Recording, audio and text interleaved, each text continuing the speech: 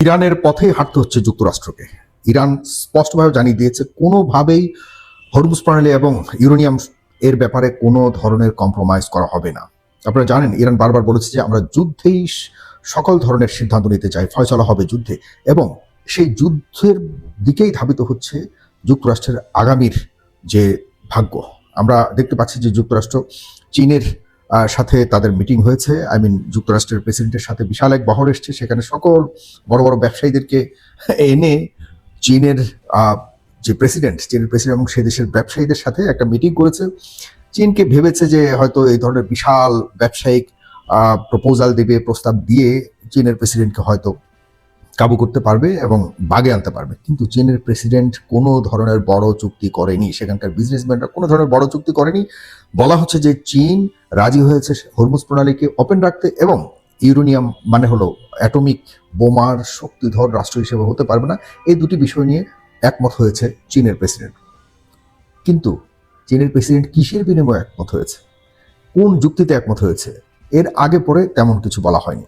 আমরা যতটুকু জানি, প্রেসিডেন্ট ট্রাম্প চীন থেকে যাওয়ার পথে চীন থেকে যত গিফট পেয়েছিল সেগুলো নাকি ফেলে দিয়েছে। তার মানে এমন প্রাপ্তি যদি হয়ে থাকে তাহলে এই লোকের আচরণ এমন হবে কেন? অন্যদিকে আমরা তাইওয়ান সম্পর্কে জানি, তাইওয়ানকে বলা হয়েছে যে তাইওয়ান সম্পর্কে যদি যুক্তরাষ্ট্র কোনো ধরনের বাড়াবাড়ি করে, তাইওয়ান চায়নার সম্পদ, চায়নার একটা এক্সটেন্ডেড ভূখণ্ড, সেখানে চায়না তাদের নিজেদের সম্পদকে নিজেদের মতো করে আবারও নিয়ন্ত্রণ করবার চেষ্টা করবে। যদি কোনো কারণে যুক্তরাষ্ট্রকে সেখানে বাধা দেয় তাহলে সংঘাতের অবস্থা তৈরি হতে পারে। এমনভাবে স্পষ্টভাবে চায়নার মাটিতে যুক্তরাষ্ট্র প্রেসিডেন্টকে স্পষ্টভাবে বলে দিয়েছে চায়নার প্রেসিডেন্ট। সুতরাং আমরা যেটা বুঝতে পারছি যে চায়না তাদের জায়গাতে অবিচল রয়েছে। এমন এক জিনিস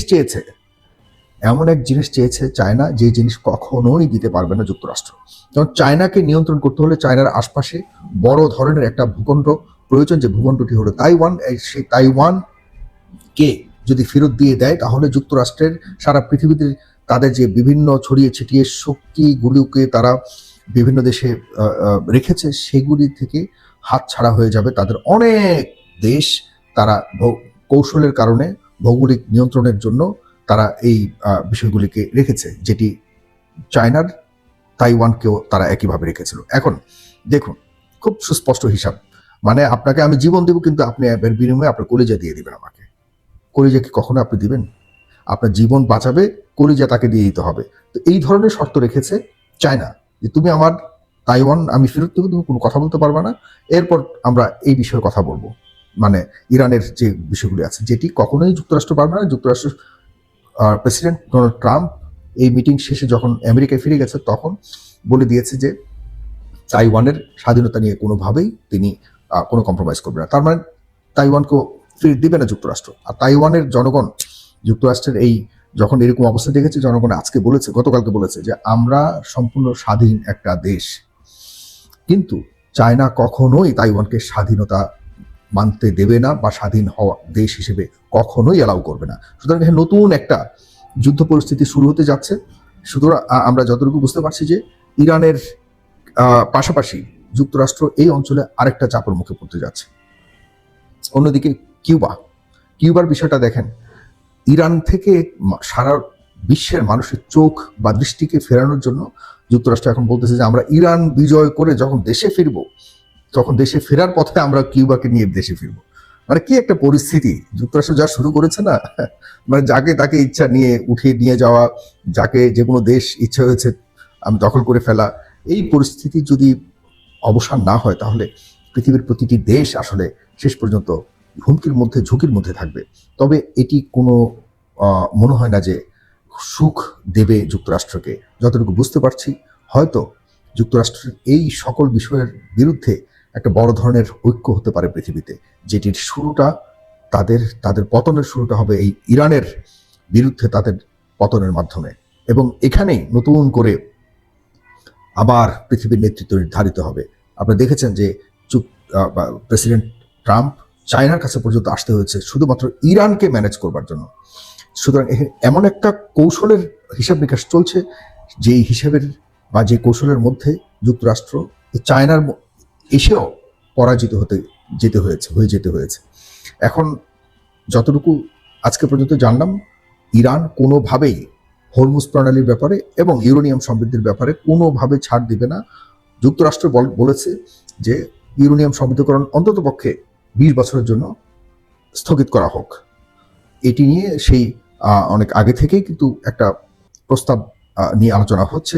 ইরান বলেছে আমরা 5 থেকে 7 বছরের মতো আমরা স্থগিত করবো, তবে এর বিনিময়ে আমাদের যে শত শত বিলিয়ন ডলার তোমরা আটকে রেখেছো, আমাদের উপর অবরোধ দিয়ে রেখেছো, আমাদের উপর নিষেধাজ্ঞা দিয়ে রেখেছো, এগুলি সরিয়ে নাও। আমরা অবশ্যই এই বিষয়টি নিয়ে হয়তো 5-7 বছর বা 10-12 বছরের জন্য আমরা করতে পারি। ইরানের পক্ষ থেকে কয়েক মাসখানেক আগেও এই ধরনের প্রস্তাব দিয়েছিল, কিন্তু 20 বছর কোনোভাবেই ইরান মানবে না।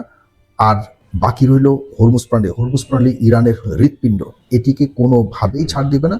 যুক্তরাষ্ট্র বলছে যে যুক্তরাষ্ট্র তাদের নিয়ন্ত্রণে নিয়ে বা ইন্টারন্যাশনাল একটা সম্পদ হিসেবে এটাকে ডিক্লেয়ার করতে যদিও কোনো ধরনের সুযোগ নেই, কারণ হলো হরমুজ প্রণালী সম্পূর্ণরূপে এটি কিন্তু আন্তর্জাতিক নৌ রুট না, এটি সম্পূর্ণরূপে ইরানের নিজস্ব সম্পদের উপর দিয়ে এই প্রণালীটি গেছে, এই স্ট্রেটটি গেছে। সুতরাং এটির কর্তৃত্ব বলুন, এটির নিয়ন্ত্রণ বলুন, এটির ম্যানেজমেন্ট সব কিছুই ইরানের হাতে থাকবে। এবং কারো যদি এদিক দিয়ে যাওয়ার প্রয়োজন হয়, ইরানের কর্তৃপক্ষের সাথে কথা বলে এরপরে এখান দিয়ে যেতে হবে বলে ইরান সুস্পষ্টভাবে জানিয়ে দিয়েছে।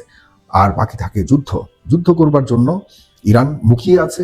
কারণ হলো ইরান মনে করে যদি এখানে একটা যুদ্ধ হয় তাহলে চূড়ান্তভাবে আমেরিকার পরাজয় হবে এবং চূড়ান্তভাবে সারা পৃথিবীতে ইরানের নতুন এক আবিষ্কার, নতুন এক অবস্থান সারা বিশ্বের মানুষের সামনে আসবে, যেটির যে অর্জনের পথ হবে যুদ্ধ। এবং যুদ্ধের মাধ্যমে যেই অর্জন হয় সেটি নিয়ে পৃথিবীর কেউ প্রশ্ন তুলবার সুযোগ থাকে না। আর ইরানের মানুষ সেই যুদ্ধের জন্য সম্পূর্ণ প্রস্তুত রয়েছে। চায়না বলুন, রাশিয়া বলুন, সার্বিকভাবে ইরানকে সমর্থন দিবে, এতে কোনো সন্দেহ নাই। সুতরাং এখানে যুক্তরাষ্ট্র আর তার জারেজ সন্তান নেতানিয়াহু তাদের এই দুই পক্ষের যে কালো পরিকল্পনা, এটি নিয়ে কতটুকু যেতে পারবে আমি সম্পূর্ণরূপে সন্দেহে রয়েছে। আমার কাছে মনে হয় আরেকটি বিষয় মনে পড়েছে যেটি না বললেই নয়।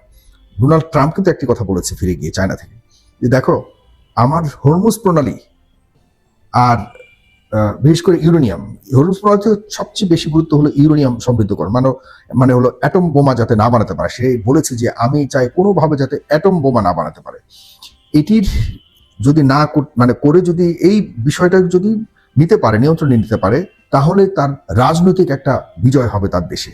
কারণ হলো এই পুরো যুদ্ধে বিলিয়ন ডলার খরচ করে যে যুদ্ধটি এতদিন পর্যন্ত চালিয়ে এসছে, ট্রাম্পের কোনো কিছুই অর্জন হয়নি।